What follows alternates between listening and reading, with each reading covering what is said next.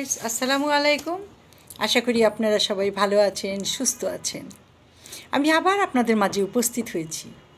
আমার এই গল্পগুলো, এই কথাগুলো যদি আপনাদের হৃদয়কে এতটুকু স্পর্শ করে, তাহলে এগুলো সাবস্ক্রাইব করুন এবং বেশি বেশি করে বেল বাটনটা টিপিয়ে দিন। সবার মাঝে গল্পগুলো ছড়িয়ে দেওয়া ভালো, সবাই জানতে পারবে, বুঝতে পারবে। জানেন, আমি একবার নীলক্ষেতে মার্কেটে গিয়েছিলাম। সেখানে দেখলাম ছোট ছোট ছেলেরা ঝুড়ি নিয়ে নিয়ে ঘুরছে মানুষের পিছে পিছে।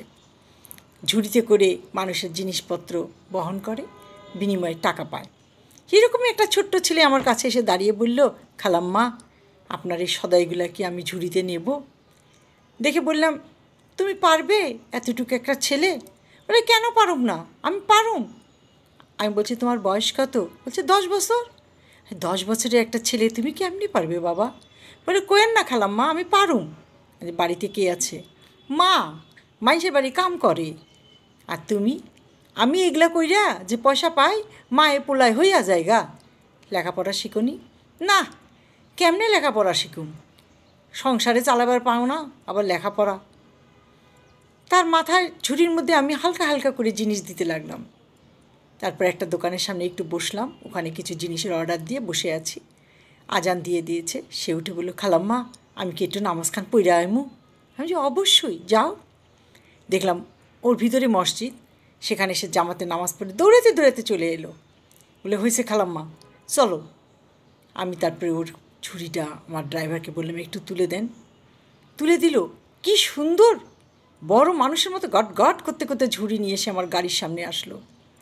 গাড়িতে ঝুড়ির সমস্ত মালামাল নামিয়ে বললাম, কয় টাকা দিব? বলছে, 100 খান টাকা দেন। হেসে বললাম, এইখান থেকে এইটুকু 100 টাকা? খালাম্মা, খাটুনোটা বেশি হইল না, এতগুলা জিনিস বহাইয়া আনলুম। হেসে দিলাম, দিয়ে বললাম, এই নাও তোমার 100 টাকা, আর এই 100 টাকা তোমার মায়ের জন্য। হাসলো, একটা মিষ্টি হাসি দিল। এসে বলল, মায়ের টাকা খান মায়ের হাতে দিমু, আর আমার টাকা থাক্কা মায়ের জন্য কিছু পান সুপারি ধইরা যাবো। আমি, কেন?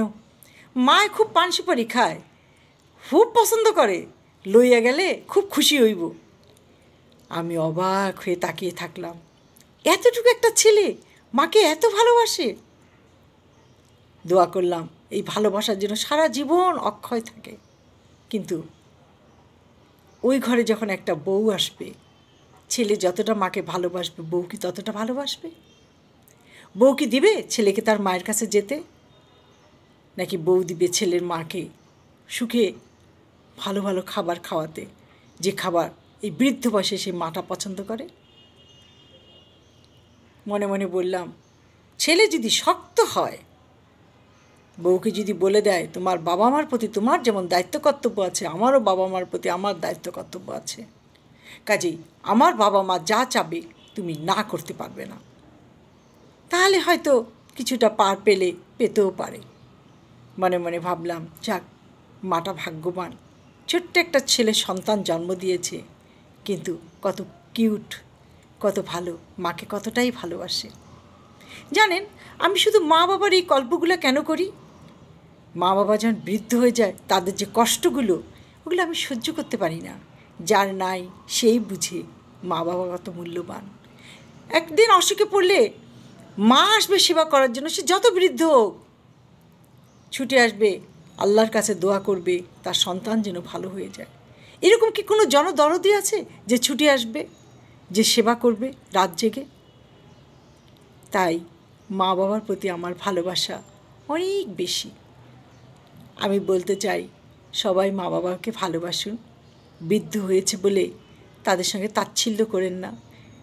জানবেন, বাবা মা মারা যায় খালি হাতে চলে যায়, যা কিছু করে যায় সন্তানদের জন্যই।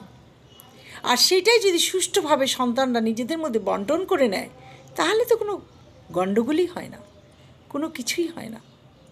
তাই তো বলি, মা বাবাকে ভালোবাসুন, আদর্শ আগে ভরিয়ে দিন, ঠিক সেভাবেই যেভাবে শিশুকালে আপনাদেরকে ভরিয়ে দিয়েছে। আপনারা সবাই ভালো থাকেন, সুস্থ থাকেন। আজ এই পর্যন্ত। আল্লাহ হাফেজ।